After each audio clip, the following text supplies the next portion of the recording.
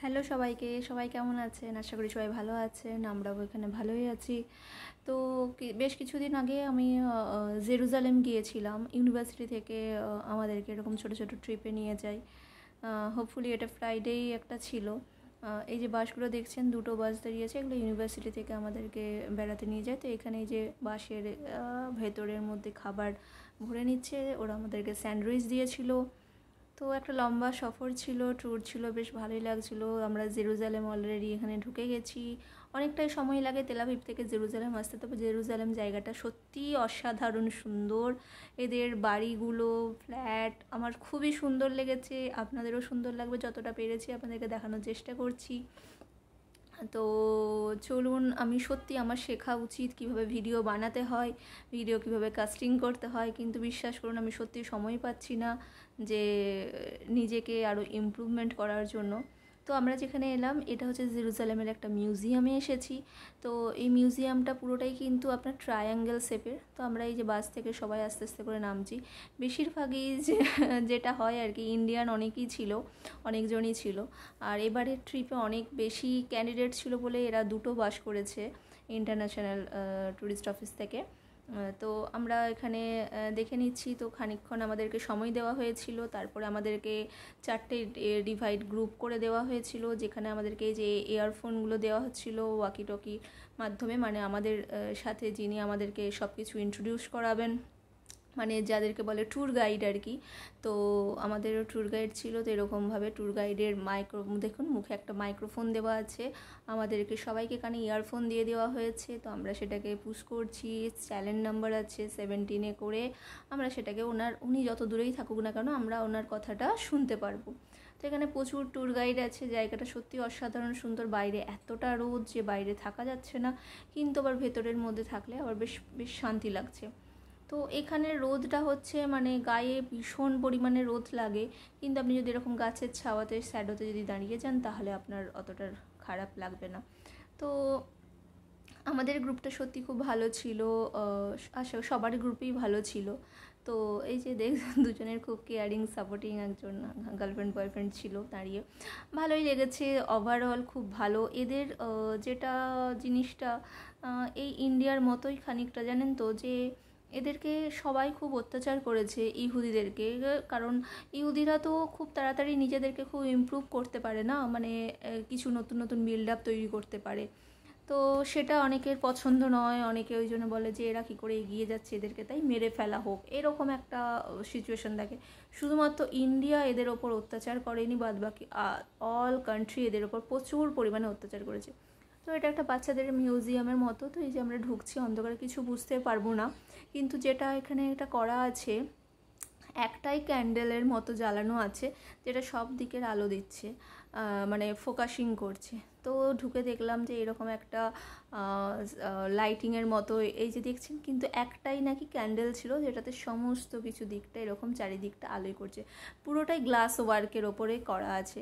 সত্যি এরা একদম ডেভেলপড মেন্টালিটির লোক, প্রচুর পরিমাণে নিজেদেরকে ডেভেলপ করে। তো ইন্ডিয়ার সাথে এদের একটা জিনিসে খুব মিল আছে, যে ইন্ডিয়াও খুব অত্যাচারিত হয়েছে, নিজেদেরকে লড়াই করে নিজেদের স্বাধীনতা পেয়েছে, আর এরাও একদম সেম জিনিস। ইভেন এরা এখনও পর্যন্ত টর্চার হয়েই যাচ্ছে, পাশাপাশি দেশ থেকে গোলা বারুদ তো ছোড়াছুড়ি করছেই। তো যেটা এদের আগেও আরেকটা মিউজিয়ামে গিয়েছিলাম, সেখানেও এদের ওই একই তথ্য, যে এদেরকে টর্চার করেছে জার্মানিতে।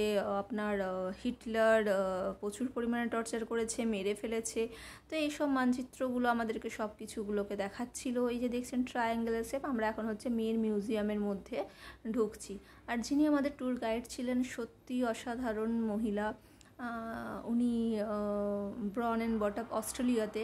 তো তারপরে উনি এখানে এসেছেন, এসে এখানে সিটিজেনসিটি নিয়েছেন। তো এখন উনি এখানেই থাকেন। তো এই হচ্ছে এদের স্টোরি। তো ত্রিভুজের আকারে একটা প্রজেক্টর লাগিয়ে দেওয়া হয়েছে, এদের কীভাবে কী জীবনযাত্রা চলছে না চলছে, টেলারিং করেছে, পার্টি করে, কীভাবে এরা একটা কান্ট্রি বানিয়েছে, নিজেদেরকে উন্নত করেছে, প্রোগ্রেসিভ করেছে, এই সব নিয়েই এদের এই জিনিসটাকে দেখানো হচ্ছে আর কি। এদের ড্রেস আপ, এদের কালচার, এদের খাওয়া দাওয়া, এদের ডান্স, ইচ অ্যান্ড এভরিথিং, এদের কেয়ারিং, কীভাবে বাচ্চাকে ঠিক কেয়ার করে, সব কিছু কীভাবে ফ্যামিলিকে সাপোর্ট করে, কীভাবে ফ্যামিলিকে সময় দেয়। আমাদের এখানে যেমন আমাদের অনেক বাবা মাই আছে যে বাচ্চাকে অতটা সাপোর্টিভ করে তোলে না, বাচ্চাকে বলে আরে এ পারবে না, না এ পারবে না। আমাদের মধ্যে আছে, আমি জানি না, তবে এখনকার দিনে অনেকটা চেঞ্জ হচ্ছে আস্তে আস্তে। কিন্তু আমার মনে হয় এই 90s যে বাচ্চারা আছে তাদের ক্ষেত্রে কিন্তু এটা হয়, মানে তাদের বাবা মারা অনেক অনেক বাবা মায়ের কথা আমি বলবো না, বাবাদের কথা, আরে পারবে পারবে না, এরকম বেশিরভাগ হয়েছে। এটা আমি আমার নিজের লাইফ থেকে বলছি, আমার নিজের সাথেও এটা হয়েছে। আমার ফ্যামিলির লোকেরাও কখনো আমাকে সাপোর্ট যে করেছে আমি বলবো না কখনো সাপোর্ট করেছে, একমাত্র আমার মা ছাড়া আমাকে কেউ কোনোদিনও কোনো সাপোর্ট করেনি। সরি টু সে, আমি বলতে এটা বাধ্য হচ্ছি, এটা কিন্তু বাস্তব। আমার মা আমাকে সমস্ত দিক দিয়ে সাপোর্ট করেছে, কিন্তু আমি আদার্স অন্য কারোর কাছ থেকে কোনোদিনও কোনো সাপোর্ট পাইনি।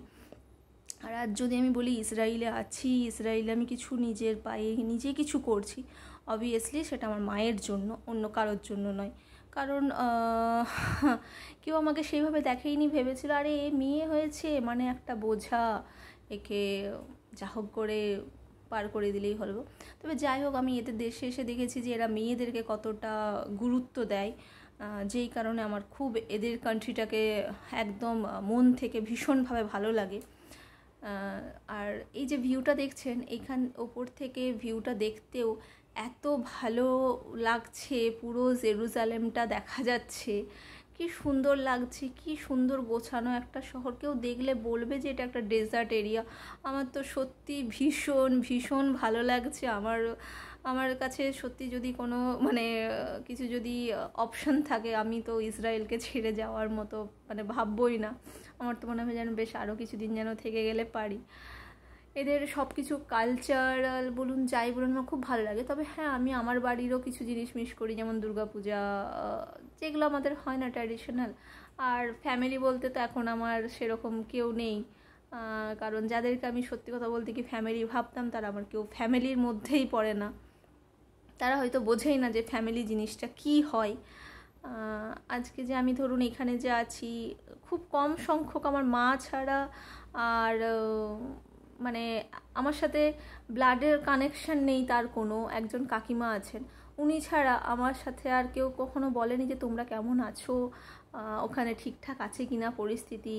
হ্যাঁ, কিন্তু সবাই কিন্তু জানে যে ইসরায়েলের এরকম ফাইট হচ্ছে, এরকমভাবে আছে জনজনডার। যাই হোক, এগুলো আমি বলে হয়তো নিজেকেই আরও বেশি কষ্ট দেবো। যে এই যে দেখছেন এই যে ছবিগুলো, এগুলো জার্মানিতে এদেরকে যখন এরা ছিল তখন কীভাবে স্ট্রাগল করেছিল, তারপর পরবর্তীকালে রুশকে এরকমভাবে পানিশমেন্টও দিয়েছে।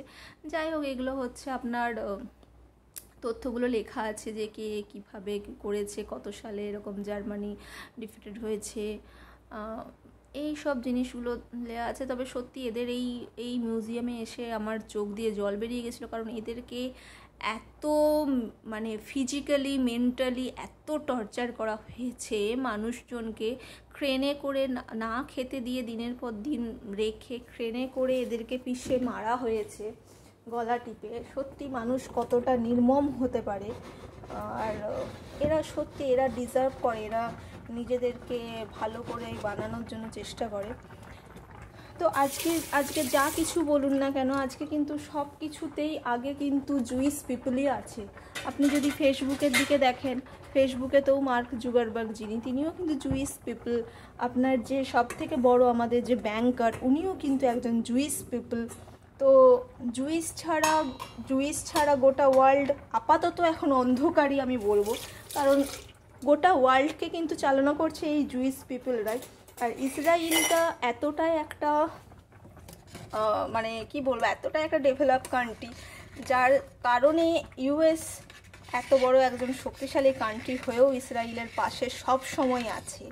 তো সেই কারণে আশেপাশের দেশগুলো এদেরকে এতটা হার্মফুল করতে পারছে না, কারণ ইউএসের থেকে সব কিছু মানে সাপোর্ট এরা পাচ্ছে। যেই কারণে প্রতিবেশী দেশগুলো আবার এরকম করে মিমিক্রি বানাচ্ছে যে মোদিকে, তারপরে আপনার ফ্রান্সের প্রেসিডেন্টকে, ইউএসের প্রেসিডেন্টকে এরকম করে চাপকানো, এরকম অনেক কিছু মিমিক্রি দেখা যাচ্ছে। তবে যারা এসব বানাচ্ছে তাদের ওপরও অনেক কিছু স্টেপ নেওয়াও হচ্ছে, কারণ নেওয়া উচিত, অবশ্যই নেওয়া উচিত। যারা এরকমভাবে অন্যকে অসম্মান করে তাদেরকে অবশ্যই পানিশমেন্ট দেওয়া উচিত আমার মনে হয়, কারণ তাদের ফ্যামিলিগতভাবে তারা সুশিক্ষা পায়নি, তার কারণে এটা হচ্ছে। তো যাই হোক, আমি কথা বলতে বলতে আমি এদের সব কিছু আপনাদেরকে দেখানোর চেষ্টা করছি। সেরকম বেশি মানে হিসাব করে দেখতে গেলে আপনাদের হয়তো অতটা ভালো লাগবে না, কিন্তু আমি যতটুকু পেরেছি দেখানোর চেষ্টা করছি। কারণ হচ্ছে এদের সেরকমভাবে যে কিছু যে আছে, কোনো কিছু আমাদের যেমন ইন্ডিয়ার মিউজিয়ামে তরোয়াল এইসব কিছু আছে, ভালো লাগবে, কিন্তু এদের সেরকম যে বিশাল কিছু আছে তা নয়। হয়তো কয়েকটা এরকম রূপোর মুকুট আছে, আর এরকম রাজা রানীর কিছুটা ড্রেস আপ আছে। সেরকমভাবে তো দেশটা তো সেরকমভাবে তো কিছু গড়ে ওঠেনি, আর এরা তো চতুর্দিকে ছড়িয়ে ছিটিয়ে ছিল, মানে এখনও আছে। তো এই দেশটা শুধুমাত্র ইহুদিদের জন্যই তৈরি করা হয়েছে, যে আমাদের গোটা পৃথিবীতে যেখানে ইহুদি আছে তারা কিন্তু এখানে যদি আসে তো অবশ্যই তারা সিটিজেনশিপ পেয়ে যাবে ইজিলি, কারণ তাদের জন্যই দেশটা বানানো হয়েছে। এটা হচ্ছে তাদের প্রথম গাড়ি, কিভাবে তারা গাড়ি বানিয়েছিল, কিভাবে তারা ট্রাভেল করতো, এইসব জিনিসগুলো আছে। ইভেন এখানে কিছু বুকসও রাখা আছে, যেগুলো হচ্ছে জার্মান সরকার পুরো পুড়িয়ে দিয়েছিল আগুন জ্বালিয়ে, সেখান থেকে কিছু সংরক্ষণ করে কিছু এরা কালেকশন করে রেখেছে। কারণ এদের থিওরি বলুন, এদের সব কিছু বলুন, খুবই ডেভেলপ, আর তার জন্যই আশেপাশের দেশের লোকেরা এত এদের প্রতি জেলাস ফিল করে। তো এদের এই ফার্স্ট চামড়ার ব্যাগ, আর এই যে রেড কালারের এই যে শার্টটা যেটা দেখছেন, কিভাবে এদের একজন ডক্টর ছিল, কিভাবে মারা হয়েছে, তার ফ্যামিলির হিস্ট্রি, এগুলো সব কিছু দেওয়া আছে। মেনলি যেটুকু আমি এই ওভারঅল যা জিস্ট আমি দেখে যেটুকু বুঝেছি সেটা এটাই মেনশন করছে যে এদের সাথে অত্যাচার হয়েছে, আর এরা খুব বাজে রকমভাবে ট্রিটমেন্ট পেয়েছে। একমাত্র ইন্ডিয়া এদের সাথে কোনো বাজে বিহেভ করেনি, আর একমাত্র ইন্ডিয়াতে এরা সেফ ছিল, এটুকুই মানে তথ্যতে বোঝা গেছে। তো সেই কারণেই ইন্ডিয়ার সাথে ইসরায়েলের একটা পুরনো দিনের সম্পর্ক, যেটা এখন কিছু গোয়ার মূর্খজন বলে বেড়ায়। আমাদের ইন্ডিয়ার কিছু সো কল্ড মুসলিম পিপলও সেটা বলে যে ইসরায়েল ভালো নয়, হ্যান ত্যান, আমার সাথেই কিছু জনের হয়েছে। তবে অরিজিনালি যারা কিন্তু বুদ্ধিমান তারা কিন্তু এইসব কথাগুলোকে বলে না। এই যে এদের যে বড় বড় যে অথার বলুন, যাই বলুন, তাদের এখানে পোস্টার দেওয়া আছে, যারা লাইফে অনেক কিছু অ্যাচিভ করেছেন, অনেক কিছু করে গেছেন, তো তাদের এরকমভাবে পোস্টারে হোর্ডিং দেওয়া আছে। এখানে অ্যালবার্ট আইনস্টাইনেরও একটা ফটোকপি লাগানো ছিল, আমি দেখেছি। তো এই হচ্ছে ওভারঅল এদের হিস্ট্রি। আমার তো প্রথম সত্যি কথা বলতে কি দেখে আমি পুরো ক্লান্ত হয়ে গেছি। পুরো টানা আমরা 2.5-3 ঘন্টা এরকমভাবে হেঁটে হেঁটে পুরো মিউজিয়ামটা দেখেছি। তো 2.5-3 ঘন্টার মধ্যে বেশিরভাগটাই দেখেছি এদের অক্লান্ত পরিশ্রম, কিভাবে গড়ে ওঠা, কিভাবে বেড়ে ওঠা, কিভাবে ফাইট করে নিজেকে লড়াই করে বাঁচিয়ে রাখার গল্প, এই সবই দেখে বুঝেছি। আর সত্যি অবিশ্বাস্য, আর কি বলবো, কোনো বলার কোনো আর কথা নেই আমার।